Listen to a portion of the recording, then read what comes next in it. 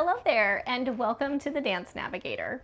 I'm Chelsea, and if you're new to the channel, basically I like to share my knowledge and experience as a dancer, teacher, choreographer, and studio owner to help you through your dance experience, or to just give you some guidance if you're interested in dance and want to learn more about it.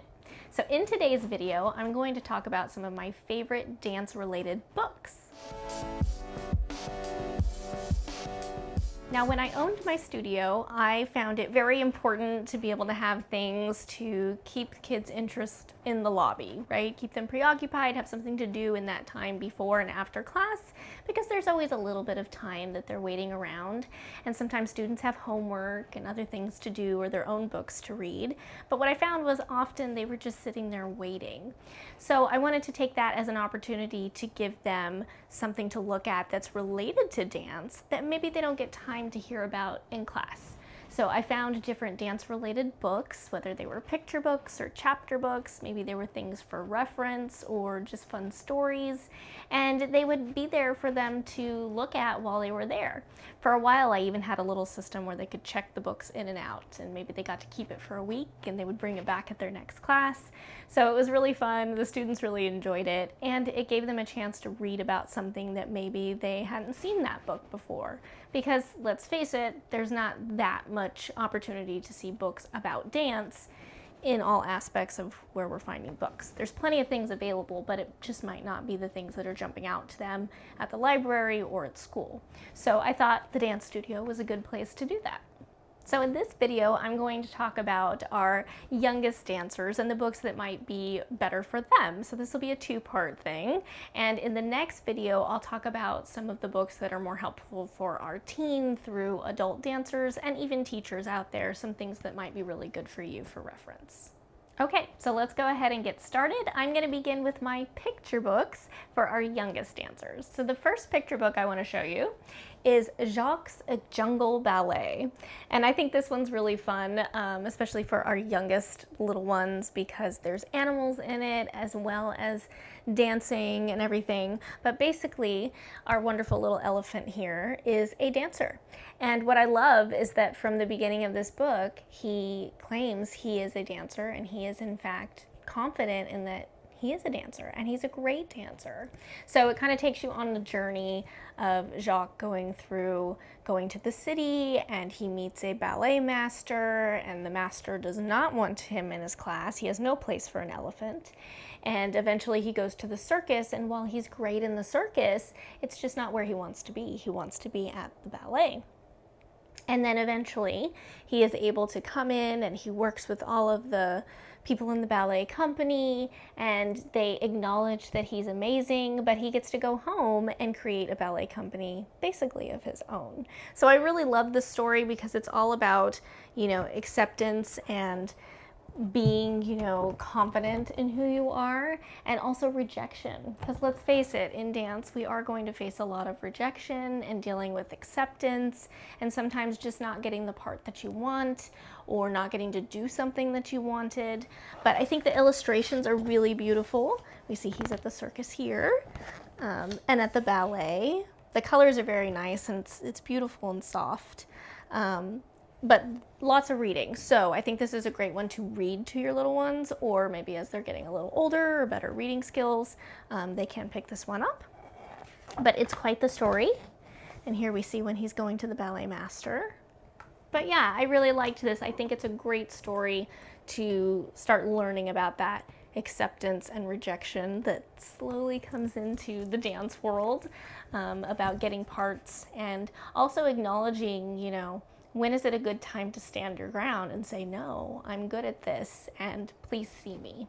So I think that's what I really like about this one, is that even though we know in dance we're going to face rejection and we're not going to be right for every part, it's important to have confidence in yourself and know your worth, and that's exactly what Jacques does. Also, if I didn't mention it, it is written by Karen Lavotte and illustrated by Nicola Rigg. So I apologize if I mess up anybody's pronunciation of their names. Our authors, our illustrators, I am sorry. But yeah, so that's a really fun one I would recommend. My next one is Boy Can He Dance, written by Eileen Spinelli and illustrated by Paul Yelowitz. So this one I always loved, and this was important to keep on my shelf. And I know there's some new ones out there that I was unable to collect at the time that I had my little library at my studio, but about boys dancing. And I think it's really important, not just for your boy dancers. So if there's any teachers out there or parents watching, I think that is something that I can't stress enough, is that I found the most important people to hear stories about boys dancing and that they can be dancers and that it's perfectly normal that they're in the dance community are your female students when they're young, because you want them to grow up learning that that is the norm. Boys can dance too. And not to flip through a book and go, oh, it's a boy dancer, right? I wanted them to learn that and know that at a very young age. So this was one of those that was great for that, but there are lots out there, and hopefully if I can ever get the name of those titles, I will put them down below. But always look for that. I think that's really an important thing to feature to your children, to your students, so that that becomes just a part of what they know about dance, because boys can dance too. So in this one, it's great because it also talks about parent acceptance of that. And sometimes we see that more with our male students, that maybe sometimes a parent doesn't want their boy to dance. And we want them to learn that, yes, this is an acceptable thing. So in this story, basically his dad is a chef and he wants him to be involved in the kitchen and everything, but he just wants to dance. And he gets an opportunity to dance and basically show his dad how great he is. And in the end of the story, he's very proud of him and he gets to show him what he can do. So I think this one has nice soft illustrations as well. And lots of different things to point out. So it's kind of a fun one where, even though it's not a Where's Waldo style book, there's lots of little details that you can kind of search through and all the images and find little food things. And I love when they do stuff like this where the writing kind of matches what's happening with the story and the text changes.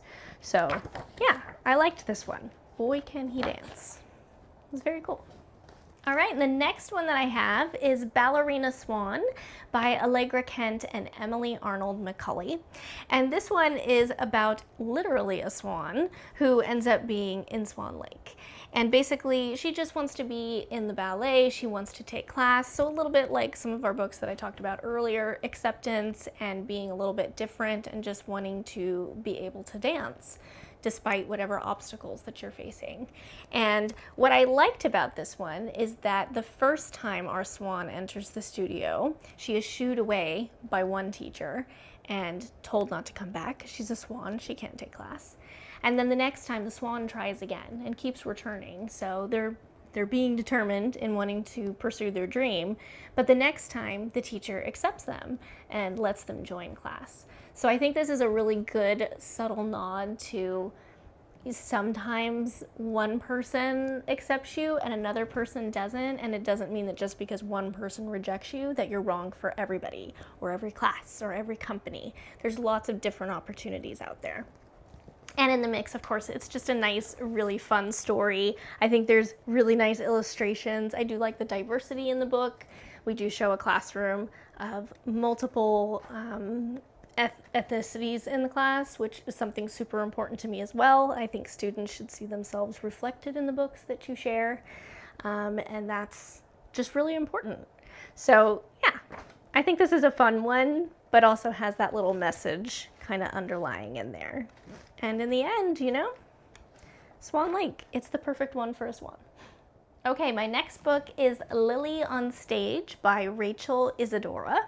And this one is about a young dancer who is playing a part in the professional Nutcracker on stage. So often for the Nutcracker during, you know, Christmas time, that's one of our most popular ballets, of course, they will use children or students from another program to bring them in with the professionals to represent all of the kids in like the party scene or something like that. So this is sort of that experience from the child's perspective, which I think is really cool. And what I really like is not only in the beginning do we have this really beautiful page where she's coming in and it's snowing and she's getting ready to come in for the performance that night.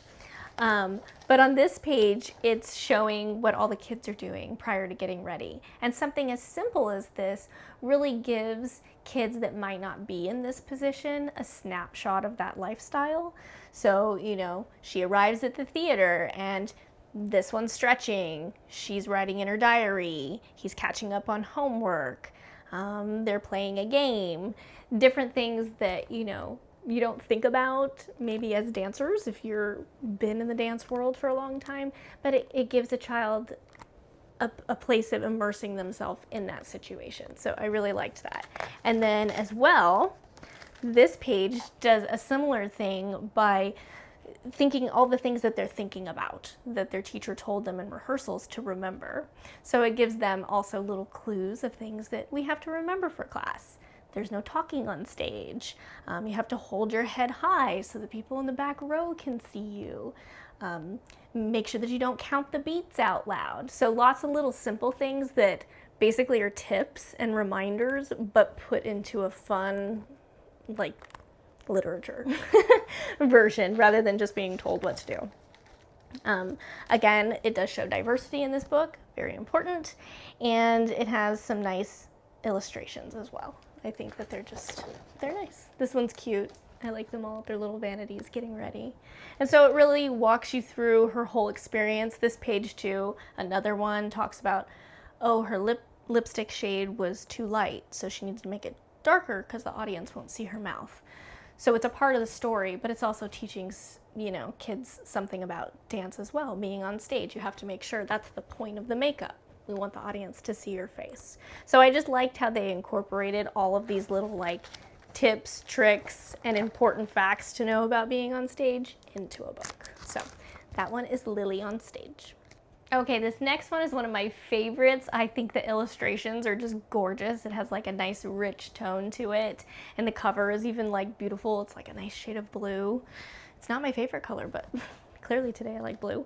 But this one is written by Debbie Allen, the famous Debbie Allen, and the pictures are by Kadir Nelson. So in this story, basically we follow Sassy, who she has very long legs, and so she's always dealing with having long legs and being the tallest in class. And we've all known that person. I'm very short, it is not me. But, you know, I've seen fellow dancers deal with that and the struggles that they feel, you know, out of place sometimes because they're the tallest and they're taller than all the girls. And then when you get to partnering, sometimes it feels a little difficult when they're having to partner with someone and maybe they're the tallest in the class.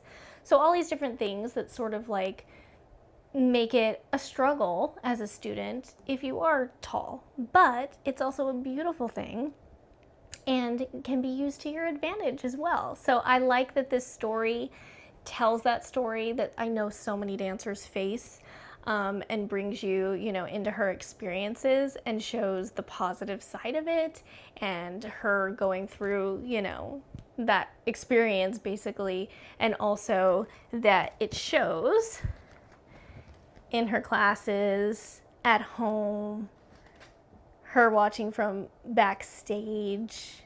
We get to see like every part of her situation and her community and everything. So I like that it's just a really well-rounded experience of what she's going through, not just at the studio, but that it goes home with you, that she's thinking about it all the time.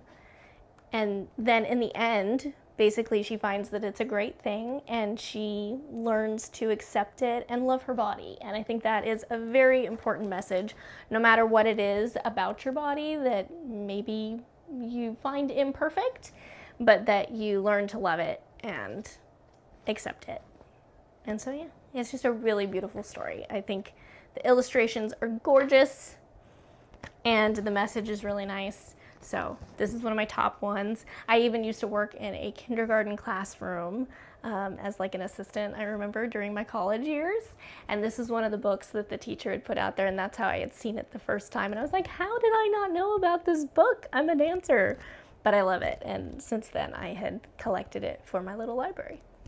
Okay, this next one is an American Girl book. So it's one of our more modern American girls of recent years, and it's about Isabel. It's by Lawrence Yep, and basically it's a girl in a studio, and it's her dealing with being in her class and maybe not being as advanced as the other people in her class, and dealing with that struggle and just trying to feel like they fit in. And this one is just like a really fun, I think, dance studio read, but it's a great message too for those kids that are kind of feeling like they're struggling and maybe they feel like they are at the bottom of their class, and gives them that confidence when, you know, your brain starts working too hard and you're feeling really bad about stuff, that it's okay and everybody goes through it, and you're going to face that feeling maybe of competition with fellow students, and that you are always comparing yourself, and that you need to be really proud of where you're at and how you're doing and where your progress is, and that you can't always compare yourself to somebody else because you never know what they're going through and what their struggles are. Everybody excels at something specifically, everybody struggles with something specifically, and you're never going to be perfect at every single thing. But neither is somebody else, even if you think they are. They're always dealing with something too. So I think that's the really great message of this one. And this one is for maybe a little bit more of an advanced reader here. There are a couple illustrations, you know, through there, but mostly it's definitely reading for sure. Okay, so this next little grouping of books are basically about dancers. So they're for our young readers still, but they're ways of giving them a little bit of a biography of different famous dancers that have existed over time. So this one is an example. There are lots of these different books for different people, not just dancers, the Who Is kind of series. This one is specifically by Catherine Gorley, illustrated by Val Paul Taylor. And this one is about Maria Tallchief, and she is known as the very first Native American prima ballerina. So I think that's really cool too, is to bring different, you know, things that we want those to be facts that our dancers know and remember and learn about. Now this one's a little bit more like chapter book reader level, and I like what I really like is that it takes you through not just about her dance, but it takes her about her tribe and different things about her culture, so that you learn the significance of what that meant, especially during her life of being one of the first Native American ballet dancers. The next one I have is for Alvin Ailey, and this one is by Andrea Davis Pinkney and illustrated by Brian Pinkney. And this one I think had really nice illustrations too. They were really like rich in color and lots of texture, and I just thought it was very cool.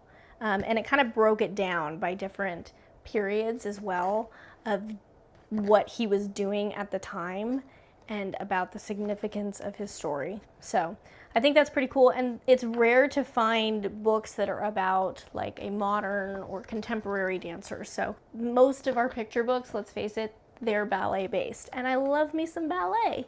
But it's really cool when you can get something that is of a different genre for our younger students and subject them to that. So that was a cool one.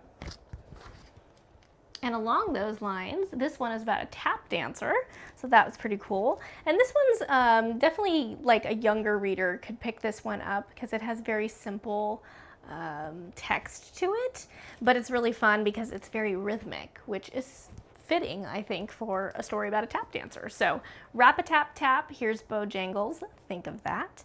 And it's by Leo and Diane Dillon. And this one actually got the Coretta Scott King Award, so that's very cool.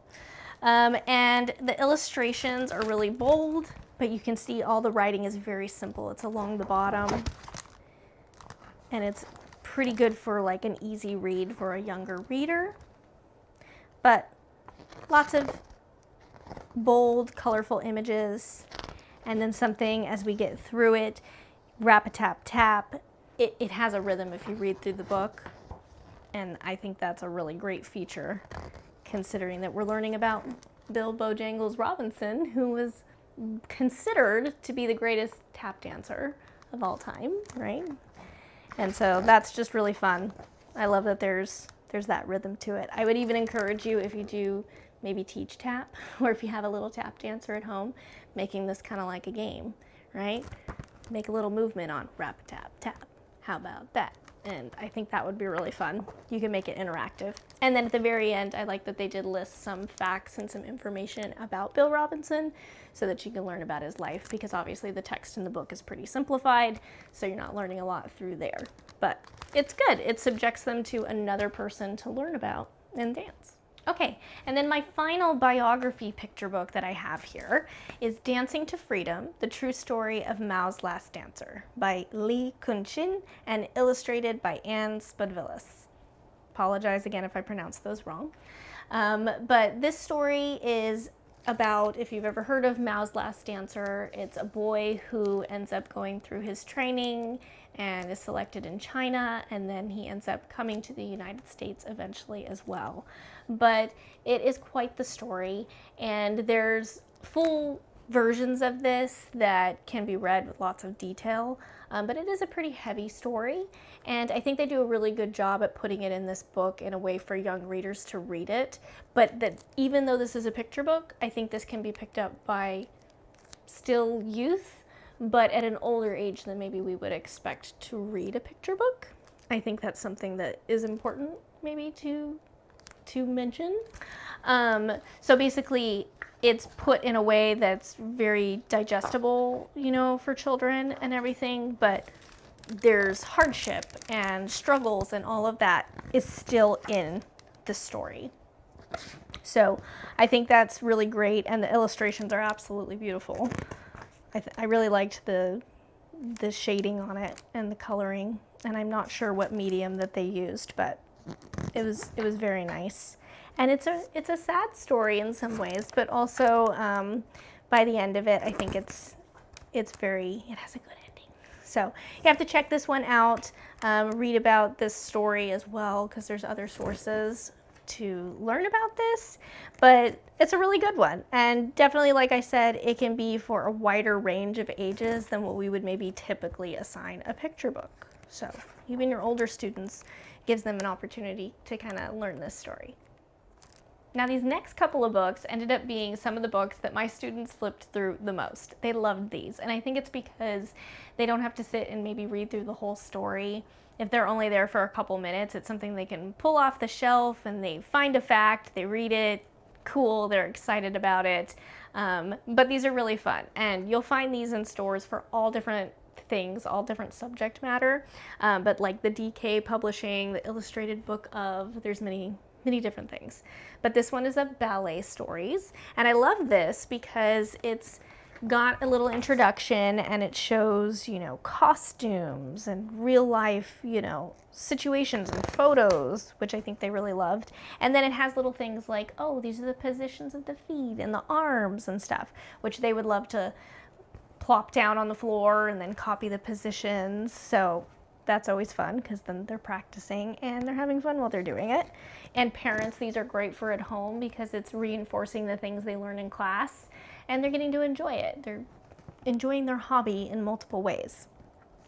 And then it goes through and it shows like a brief synopsis, so to speak, of some of the most popular ballets. So like in this one, there's Sleeping Beauty, and it talks about the set and the costumes, all different things, and just like some fun random facts in there. And it does this for quite a few of the ballets. And something I really liked about this one is that it shows like the set in a sense, even though it makes it kind of have a realistic look to it.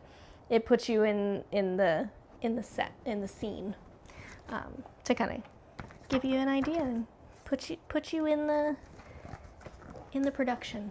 So I like these. So if you get the chance to get these, whether you're a parent or a teacher or something, I think these are a great idea because these are the things that sometimes we run out of time to teach, right? Let's face it, in our classrooms, I would love to be able to sit and teach these things, but also if you get those kids that just, they really don't want to read it, they don't want to learn about that, we still want them enjoying dance, but this gives them the opportunity to have access to it. I think that's what's most important, is we throw those facts in, we teach them things, and we give them access to learn if we can. So these are really fun for that.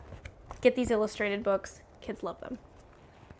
And much like the Ballet Stories one, this one is the Super Guide to Ballet. So this one shows students, and I really liked that because it was kids, and they would talk about this. They loved that. It was like, oh, she did this, and oh, he did that, just like her. And so I think they thought that was really fun because they were younger and closer to their age and not just their old ballet teacher like me. But it was cool because it breaks down different steps, shows the proper foot positioning, all these different things. Partner work, and again, this was another book I really liked because it shows male and female students. So we want students of all genders to be exposed to dance, and I think that's really great. Alignment, ballet poses, there's just so much stuff, and it breaks it down in sections that are digestible in a short amount of time. You know what I mean? It's like, okay, first jumps. We're just gonna go over the basics here. And it gives you a little overview. Does it mean it's everything they need to know about it? It does not. But it's fun, it's exposure, and I think that's really, really nice. Okay, so now these are my favorite and my final ones that I'm gonna show you for my youth today, for my kids. But this is a whole series. It's by Whoopi Goldberg, and it is the Sugar Plum Ballerinas. I have them out of order right now, but these are so great. They're Scholastic books, and basically my kids loved these so much, and they would get really mad because they didn't have enough time to read these in the lobby, so this is when we started letting them check books out and bring them back if they wanted. We also let them put, you know, bookmarks with their name in it of what page they were on, but then they were getting moved, so it was a whole thing. But they loved these so much, and I read through them and I loved them too. One, they take you through all of the funny and fun situations of being in a dance studio with your friends and just all those little things that come up. So it really immerses you into that dance studio experience and makes it relatable for my dancers. It was fun. These were cute. They're like Toe Shoe Trouble, Dancing Diva, Perfectly Prima, Sugar Plums to the Rescue, Plum Fantastic. I mean, those just sound fun, don't they? So I really recommend checking these out. I think they were cute, and they were definitely a favorite of the kids. It is when we began letting them check the books out versus having to read them in the lobby because they would be upset that they didn't have time to read them before or after class. And when we would let them put bookmarks in the books, other people would move the bookmarks, so then they'd be upset. So we let them check them out, and that worked out great. So I recommend you reading those. They're very cute. Okay, so I think that concludes part one of going over my dance-related books. Those were all of the ones that I could recommend for kids and our younger students. There are so many more out there, so please make sure that you explore, check out your library, look online. You can find used books, new books, all kinds of stuff, and there's new ones being written every day. So make sure that you look for books for your dancers, for your kids, and even if they don't dance, it's great exposure to learn about it. It's something that, you know, I think brings joy to your life, whether you're enjoying it as an audience member or you're participating in it. So those were my books for kids. Stay tuned for part two, that I will be bringing you some books that are more for our teens or adults and a little bit more for reference that can be helpful for you in your training. So thanks so much for joining me, and I hope to see you next time on the Dance Navigator. Keep on dancing.